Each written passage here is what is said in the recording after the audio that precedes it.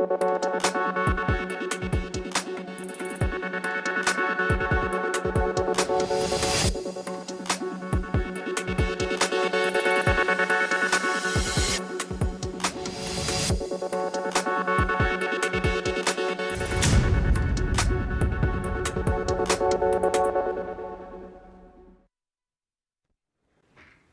आप देख रहे हैं जन टीवी और मैं आपके साथ आकांक्षा पारिक। खबरों की शुरुआत से पहले एक नजर हेडलाइंस पर।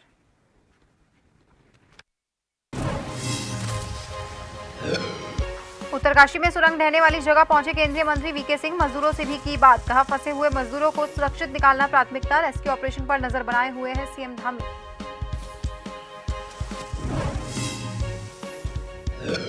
सिलकेरा टनल हादसे पर कांग्रेस ने टनल की गुणवत्ता और उसके जियोलॉजिकल सर्वे की रिपोर्ट पर उठाए सवाल। राष्ट्रपति से उच्च स्तरीय जांच की मांग की।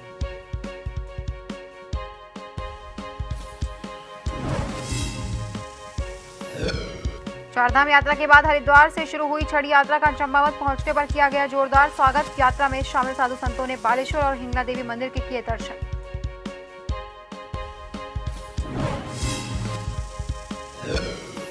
रिलायंस ज्वेलर्स शोरूम में करोड़ों रुपए की ज्वेलरी लूट में मामले में 8 दिन बाद ही पुलिस के हाथ खाली। अब तक पुलिस 2 लोगों को कर सकी है गिरफ्तार। तलाश में पुलिस दे रही जगह जगह दबिश।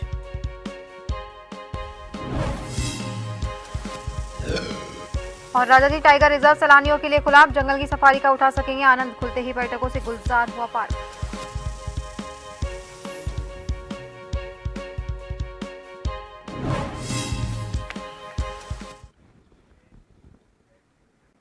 और अब खबरें विस्तार से। केंद्रीय सड़क परिवहन और राजमार्ग राज्य मंत्री जनरल वीके सिंह ने गुरुवार को उत्तरकाशी में सुरंग ढहने की जगह का दौरा किया, जहां 40 मजदूर फंसे हुए हैं। वहीं बाद में उन्होंने कहा कि श्रमिक सुरक्षित हैं और उन्हें सुरक्षित बाहर निकालना प्राथमिकता है।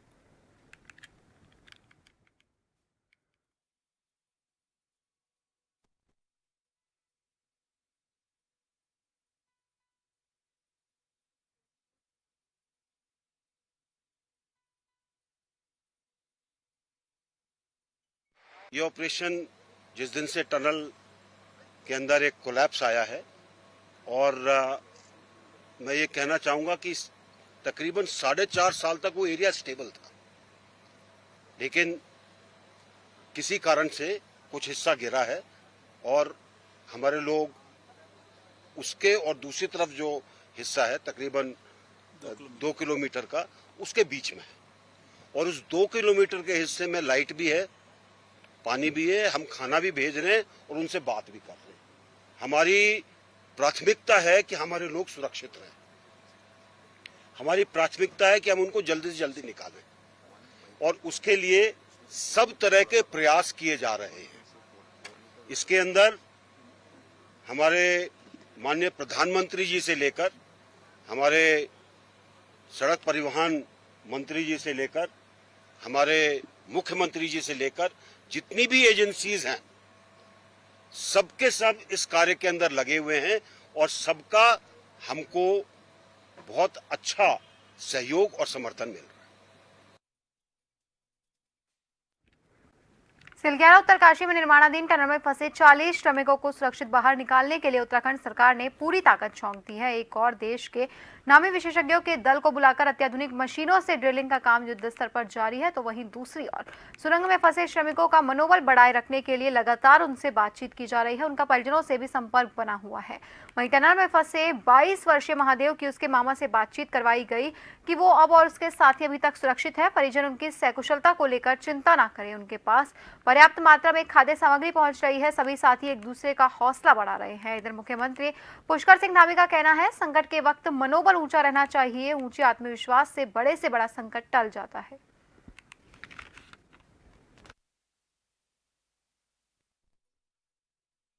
महादेव महादेव महादेव महादेव बोलो, तुम्हार घरे कही दियो, तुम्हार दादा मन के बाबा मन के ठीक आछु, चिंता नहीं करो बोलो, कुहो तुम्हें निजे को बोली दियो बनु के तुम्हार ठीक आछु बोली करे बोला छु दादा बोलो दादा हाँ ठीक আছে थोड़ा मॉर्निंग तक बोलिए, इलेक्ट्रिशियन मॉर्निंग दा।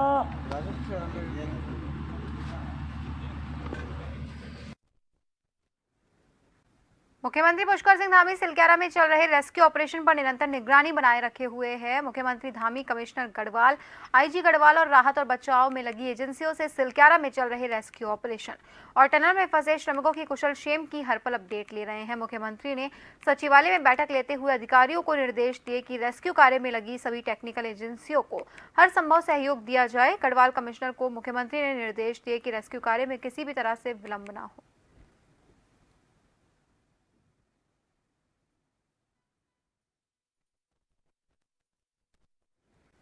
उत्तरकाशी के सिलक्यारा में टनल में मलबा गिरने की वजह से फंसे 40 मजदूरों को निकालने की कोशिशें अभी भी युद्ध स्तर पर की जा रही है। मुख्यमंत्री पुष्कर सिंह धामी लगातार अधिकारियों से संपर्क में है और पल पल का अपडेट ले रहे हैं। वहीं बुधवार को दिल्ली से चिन्याली सोड़ एयरबेस पर पहुंची हाई पावर ड्रिलिंग मशीन को टनल तक पहुंचा दिया गया है, जिससे ड्रिलिंग का काम भी शुरू कर दिया। विशेषज्ञों की माने तो शाम तक रेस्क्यू ऑपरेशन पूरा होने की उम्मीद है।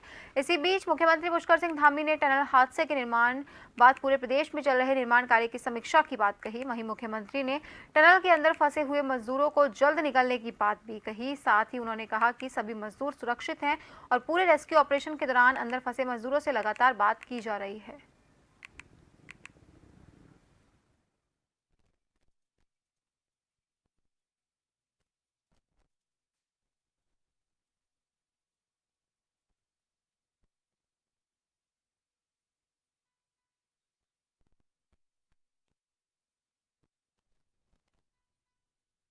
सभी लोग चूंकि सबसे लगातार संपर्क हो रहा है, खाना, ऑक्सीजन, पानी, सभी व्यवस्थाएं उनके लिए वहां पर की जा रही हैं और सभी संपर्क में हैं, सभी सुरक्षित हैं।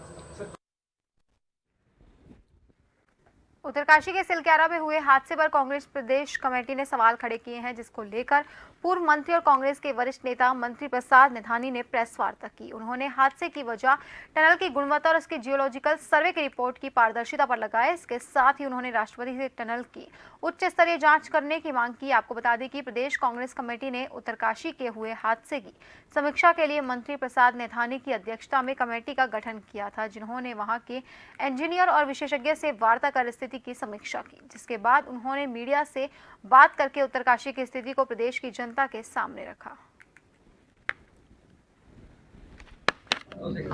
और है कोई कि उस काम की गुणवत्ता की सर्वोच्च स्तरीय जांच की जाए।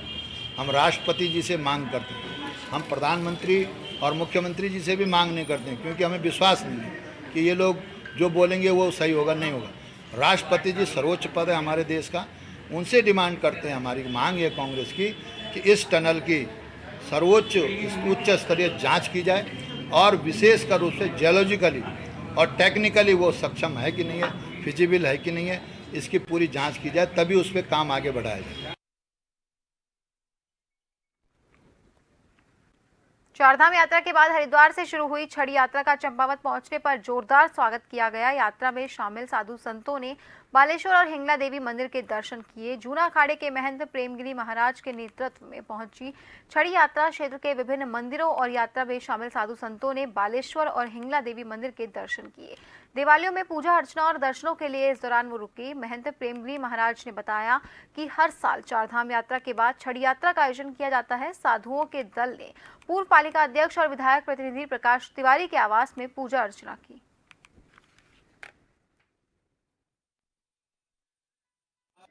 ऐसे हमारे ये छड़ी बागेश्वर से हरिद्वार जाती है और हरिद्वार से ये हमारा 26 दिन का टूर होता है, जिसमें यमुनोत्री धाम, गंगोत्री धाम, केदारनाथ धाम, बद्रीनाथ 12 दिन ये गढ़वाल मंडल के सभी तीर्थों, धामों, स्थानों, नगर गांवों में सब जगह जाके धर्म का प्रचार प्रसार करती है। 12 दिन कुमाऊं मंडल में जितने भी 6 जिले हैं ये पूरे उत्तराखंड में भ्रमण करती है और अंतिम पड़ाव उसका ओम पहाड़ तक जाती है, लेकिन बर्फ पड़ने के कारण वहां पर नहीं जा सकी। इसलिए हम लोग पुनः आज जो है वहां पिथौरागढ़ से वापस होके आज छड़ी यहाँ चंपावत में पहुंची और यहाँ प्रतिवर्ष ये छड़ी यहाँ पहुंचती है।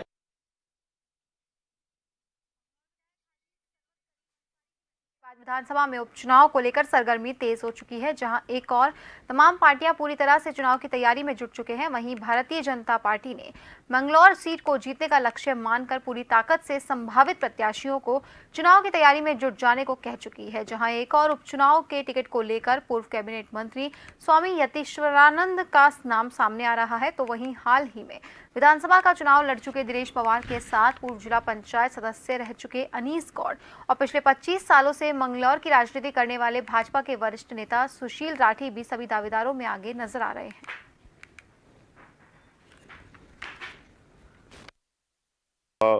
माननीय यहाँ के विधायक थे, उनका निधन हो गया है, जिस वजह से सीट खाली हुई है। तो पहले तो मैं उनको अपनी श्रद्धांजलि अर्पित करता हूँ, हाजी शरबत करीम अंसारी जी जो माननीय विधायक रहे हैं। और एक संवैधानिक प्रक्रिया है, चुनाव 6 माह के अंदर होना है, तो सभी पार्टियां अपने इसमें लगी हुई हैं कि भाई हम इस सीट को जीतें, और निश्चित रूप से भारतीय जनता पार्टी इस सीट को जीतने जा रही है। लोगों का विश्वास है, केंद्र की मोदी सरकार, राज्य की धामी सरकार समान रूप से समान वर्ग के लिए कार्य कर रही है, हर वर्ग के लिए कार्य कर रही है, तो ये जीत का आधार है। और निश्चित रूप से भारतीय जनता पार्टी की झोली में सीट इस बार जरूर जाएगी। दिवाली का त्योहार मनाने के लिए दिल्ली, मुंबई, बेंगलुरु, देहरादून जैसे महानगरों से बड़ी संख्या में लोहाघाट क्षेत्र के प्रवासी अपने घर आए हुए थे। दिवाली पर्व के समापन होने के बाद अब प्रवासियों के वापस महानगरों को लौटने का सिलसिला शुरू हो गया है, जिसकी वजह से उत्तराखंड परिवहन निगम के लोहाघाट रोडवेज बस स्टेशन में प्रवासियों की काफी भीड़ उमड़ रही है, और जिस कारण सीटों को लेकर काफी मारामारी चल रही है। वहीं लोहाघाट डिपो के प्रभारी एजीएम नरेंद्र गौतम और स्टेशन प्रभारी नरेश सिंह ने बताया कि अब प्रवासियों के वापस लौटने का सिलसिला शुरू हो गया। यात्रियों की भारी भीड़ को देखते हुए लोहाघाट डिपो के अतिरिक्त बसों का संचालन भी शुरू किया जा चुका है।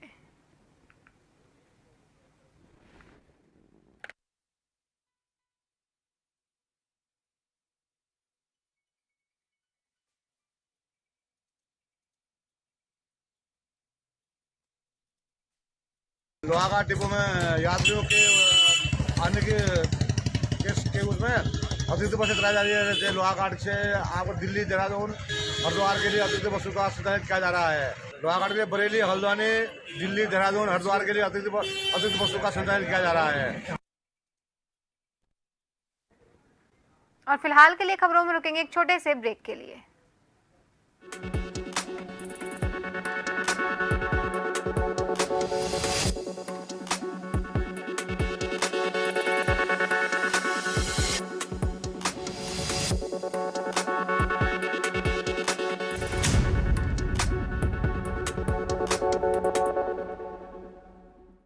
यो निशान मने और हमारी छोरी ने इज्जत से जीना सिखावेगा। हिम्मत ना होगी किसी की जो अब हमारी बेटी पर बुरी नजर डाले। अब की बार पूर्ण बहुमत के साथ राजस्थान में भाजपा की सरकार लाएंगे। बहन बेटियों को सुरक्षा दिलवाएंगे, भाजपा को लाएंगे। कमल का बटन दबाएं, भाजपा को पूर्ण बहुमत से जिताएं।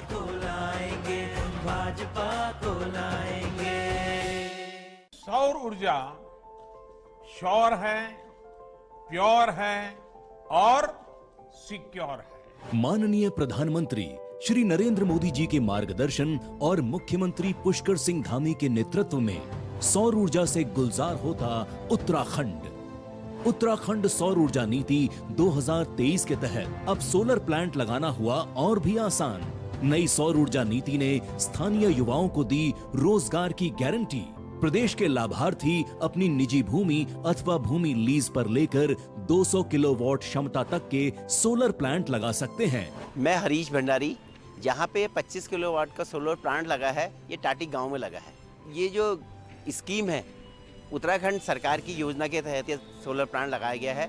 इसमें गवर्नमेंट से हमने SBI से लोन भी लिया है। बिजली जब बनती है उसके बाद इसे UPCL डायरेक्ट खरीदता है। आने वाले टाइम में जो इस सोलर प्लांट से मुझे फायदा होगा, मुझे लगता है कि अच्छा फायदा होगा, हमारे आने वाली पीढ़ी को भी फायदा होगा। प्लांट लगाने के लिए बैंकों के माध्यम से 8% की दर से ऋण उपलब्ध कराया जा रहा है।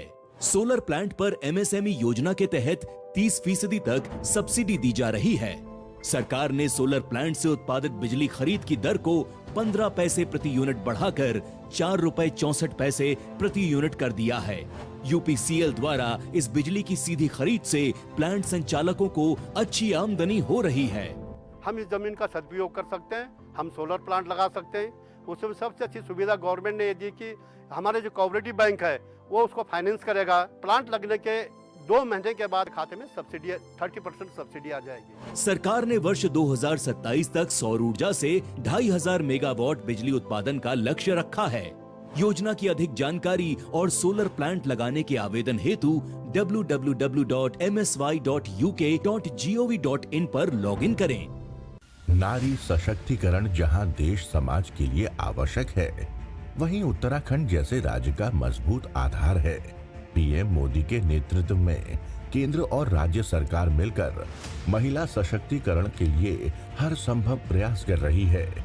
9 साल से सेवा, सुशासन और गरीब कल्याण को समर्पित मोदी सरकार द्वारा उज्ज्वला योजना के अंतर्गत देश भर में 9.6 करोड़ मुफ्त एलपीजी गैस कनेक्शन प्रदान किए गए हैं। पीएम मोदी के पद चिन्हों पर चलते हुए उत्तराखंड में धामी सरकार ने प्रधानमंत्री उज्ज्वला योजना के तहत 4.97 लाख एलपीजी कनेक्शन जारी किए हैं। उज्ज्वला योजना की वजह से आज देश के 8 करोड़ गरीब परिवारों के पास भी गैस कनेक्शन मौजूद है। वहीं धामी सरकार प्रदेश के 1,82,000 अंत्योदय कार्ड धारकों को साल में 3 गैस सिलेंडर मुफ्त दे रही है। उज्ज्वला योजना से हमें गैस मिला है, इसलिए हम प्रधानमंत्री नरेंद्र जी का बहुत बहुत धन्यवाद करते हैं। उज्ज्वला योजना से महिलाओं को दम घोंटू धुएं से मुक्ति मिली और समय की बचत भी हुई। धामी सरकार महिलाओं को होम मेकर के साथ साथ उत्तराखंड मेकर के रूप में भी आगे बढ़ा रही है। धामी सरकार का है ये लक्ष्य, आत्मनिर्भर नारी सबल सशक्त।